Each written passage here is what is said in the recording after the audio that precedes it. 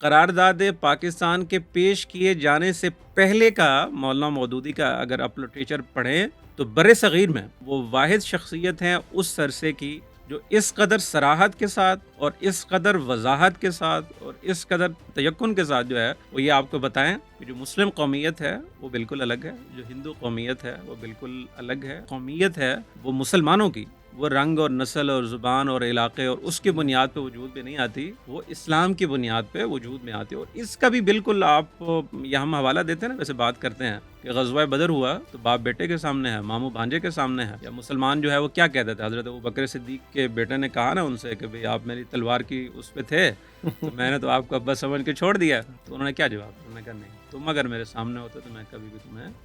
نہ چھوڑتا۔ تو وہ جو اسلام ہے، یہ مولانا بھی اس پہ کہتے ہیں کہ جیسے ہی آپ کلمہ پڑھتے ہیں، دنیا کے کسی بھی کونے میں آپ بستے ہیں، تو آپ اسلام کی بنیاد پہ ہمارے بھائی ہیں، اسلام کی بنیاد پہ ہماری قومیت میں شامل ہیں، اسلام کی بنیاد پہ جتنے حقوق نصر اللہ گرایا صاحب کے ہوں گے اتنے ہی حقوق شمس الدین امجد کے بھی ہوں گے، جتنے حقوق ایک بادشاہ اور ایک خلیفہ کے ہیں اتنے ہی حقوق ایک رعایا میں اور ایک بسنے والے عام فرد کے ہیں۔